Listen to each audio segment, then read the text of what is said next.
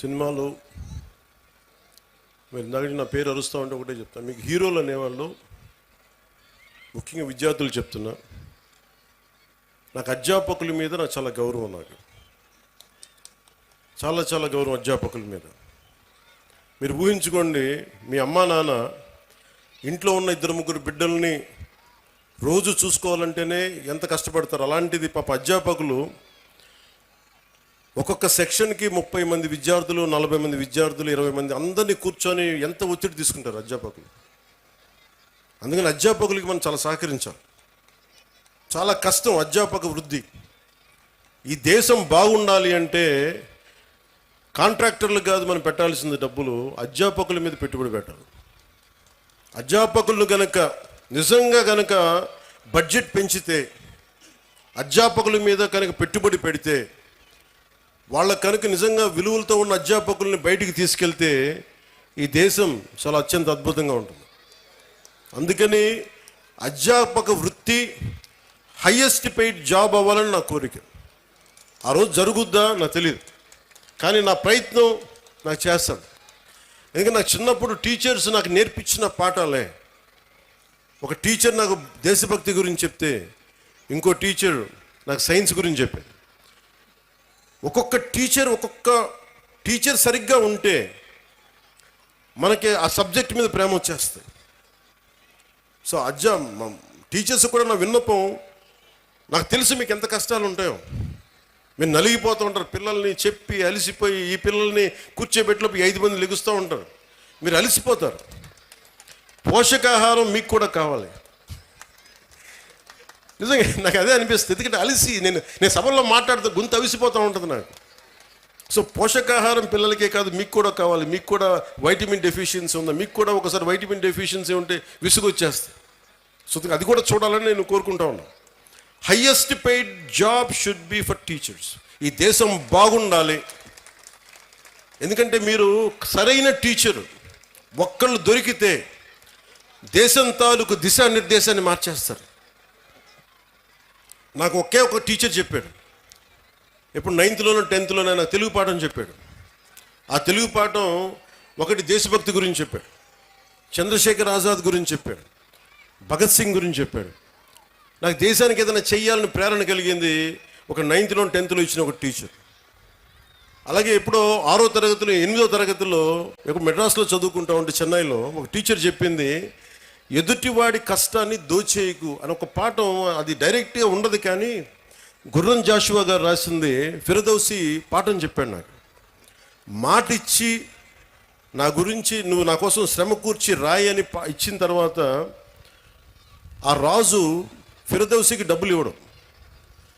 నాకు రక్తాన్ని కరిగించి రాశాను, నాకు ఇంటే ఆ మాట అన్నందుకు ఆయన మీద చంపేయడానికి రాజు పెడతాడు. ఆయన తప్పించుకొని తిరుగుతాడు. నాకు ఆ పాఠం నాకు నేర్పించింది ఏంటంటే, ఒకటి గుర్రం జాషువా గారి గొప్పతనం, 2 ఎదుటివాడి కష్టాన్ని మనం దొయ్యకూడదని. సో ఒక్కొక్క టీచర్ చాలా అద్భుతమైన పాఠాలు చెప్తారు. మీ హీరోస్ కూడా సినిమాల్లోనే చూసుకోకండి హీరోలని. నేను సినిమా హీరోగాని చెప్తున్నాను. హీరోలు మీకు ఎలా ఉంటారంటే, మీకున్న అధ్యాపకులు ఉండొచ్చు. ఒక టీచర్ ఇక్కడ పొద్దున్నే ఆవిడ పేరు మర్చిపోయాను నేను, బ్రాంజ్ మెడల్కి రెజ్లింగ్కి ఒక వ్యాయామం ఒక పీటీ టీచరు మీ విద్యార్థులను తయారు చేశారు. ఆవిడ వాళ్ళు వెళ్ళి బ్రాంజ్ మెడల్ కొట్టుకొచ్చారు. And she a hero for me. హీరోలు అంటే మీరు కేవలం సినిమాల్లో మీరే కదా madam, you are a hero. హీరోలు అంటే ఎంతసేపు సినిమాలో ఉండాలని అనుకోకండి. మామూలు కనిపిస్తారు, నల్లని హ్యాండ్ బ్యాగ్ పెట్టుకొని నవ్వుతా, పొద్దున్న లేచినప్పటి నుంచి వాళ్ళ బిడ్డలు బాగుండాలి, నాకు వాళ్ళు హీరోలు. నాకు వెంకటరామయ్య గారు మాస్టర్ ఒక ఆయన ఉండేవాడు. ఆయన నాకు చిన్నప్పుడు చెప్పిన పాఠాలు, వేమన శతకాలు గుర్తుండిపోయినాయి. నాకు ఆయన హీరో, నాకు ఆ టీచర్. సో మీరు గొప్ప గొప్ప వ్యక్తులతో పాటు మీ సినిమాలకు వెళ్ళండి, ఆనందించండి, అన్నీ చూడండి, కానీ మీకు నిజమైన విలువలు మీ కళ్ళ ముందే ఉంటారు. మీ అమ్మ నాన్న ఎంత కష్టపడతారో చూడండి. మా అమ్మ నాకు నేర్పించింది ఏంటంటే, మా అమ్మ నాన్న ఎక్కువ చదువుకోలే, మా నాన్న 10th క్లాస్తో ఆపేసినట్టున్నాడు మెట్రిక్ తోటి. తర్వాత ఆయన కానిస్టేబుల్ నుంచి ఉద్యోగంలో ప్రమోషన్స్ మీద వచ్చినాయి. మా అమ్మ 5వ క్లాస్తో ఆపేసింది.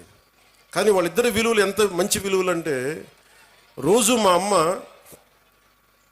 సాయంత్రం సంధ్యా సమయం అవ్వగానే దీపం ఇంట్లో లైట్ వేసి దండం పెట్టుకునేది. నేను 2-3 సార్లు చూశాను, ఎవరికమ్మా దండం పెడుతున్నావు అన్న. ఏ దేవుడికి దండం పెడుతున్నాను అడిగితే మా అమ్మ అంది, నేను థామస్ ఆల్వా ఎడిసన్కి దండం పెడుతున్నాను అన్న, మనకి లైట్ ఇచ్చినందుకు, మన బల్బ్ ఇచ్చినందుకు, ఎలక్ట్రిక్ బల్బ్. ఆ విలువ చదువు వల్ల రాదు. నా పాయింట్ ఏంటంటే, మీరు పిహెచ్డీలు చదవండి, ఇంకోటి చదవండి, కానీ విలువతో కూడిన విద్య చాలా అవసరం. సో మీ తల్లిదండ్రులు అలా అంటాడు. నా తల్లి హీరో, నా తండ్రి నాకు హీరో. ఎందుకంటే కష్టపడ్డాడు మా నాన్న. అలా మీ తల్లిదండ్రులు కూడా మీకోసం కష్టపడుతూ ఉన్నారు. విద్యార్థులు మీరు చూడాలి. పాపం మీ అమ్మగారు పొద్దున్నే లేచి మీకు బ్రేక్ఫాస్ట్లు చేసి, టిఫిన్లు చేసి, మధ్యాహ్నానికి ఏదైనా మళ్ళీ ఇంటికి వస్తే ఏదైనా తింటామని చెప్పి, వాళ్ళ కష్టాన్ని కూడా మనం గుర్తించామనుకోండి, తల్లిదండ్రుల కష్టం. వాళ్ళ చిన్నపాటి బరువు తగ్గిస్తే చాలు, ఇంటికి వెళ్ళి స్కూల్కి వచ్చి మన అధ్యాపకులకు చిన్నపాటి బరువును తగ్గిస్తే చాలు, మనం చాలా ఎదుగుతాం. అలాగే నా కోరిక అంతా ఏంటంటే, మీరు అద్భుతంగా అవ్వాలి. 21వ శతాబ్దం మీది. మీరు ఎవరిని ఆచరిస్తారు, ఎవరిని చూస్తారు, మీరు వాళ్ళ తయారవుతారు. మీరు ఎంతసేపు సోషల్ మీడియాలో ఏమి చూస్తారో మీరు అదే అవుతారు. గుర్తుపెట్టుకోండి, యద్భావం తద్భవతి. మీరు ఎలా ఆలోచిస్తారో మీరు అలాగే తయారవుతారు. మీరు ఒక ఐన్స్టైన్ లాగా అవ్వాలనుకుంటే మీరు ఐన్స్టైన్ అవుతారు. లేదు, మీకు ఇష్టమైన ఒక వ్యక్తిని, ఎంత స్థాయి ఉందో మాకు తెలియదు, అతనిలా తయారవుతారు. కానీ విలువలు పాటించే వ్యక్తుల్ని మీరు ఆదర్శంగా తీసుకుంటే తప్ప మీకు మంచిది కాదు. నేను ఎప్పుడు కూడా నాకు చాలామంది సినిమా హీరోలు నాకు చాలా ఇష్టం. కానీ నేను తీసుకున్న హీరో నా టీచర్స్, నా హీరోలు. ఒక స్పోర్ట్స్ పర్సన్, ఒక వనజీవి రామయ్య, లేదంటే ఒక దశరథ్ మాంజీ. వాళ్ళు నడిస్తే రికార్డింగ్లు ఉండవు. నా సినిమాలు వేసినప్పుడు నేను నడిస్తే వెనకాల రికార్డింగ్లు ఉంటాయి. గెడ్డం ఉంచుకున్న సింహంలో డైలాగులు చెప్తే రికార్డింగ్లు ఉంటాయి. కానీ నిజమైన హీరోలకి రికార్డింగ్లు ఉండవు. కార్గిల్లో మన కోసం చచ్చిపోయిన హీరోలకి రికార్డింగ్స్ ఉండవు.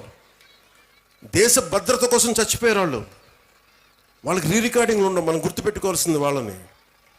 మనం గుర్తుపెట్టుకోవాల్సింది మన కోసం కష్టం తెలియకుండా మనల్ని కాపాడే మన తల్లిదండ్రుల్ని, గొంతు చించుకొని మనం బాగుండాలని చెప్పి మన అధ్యాపకుల్ని, మన టీచర్స్ని.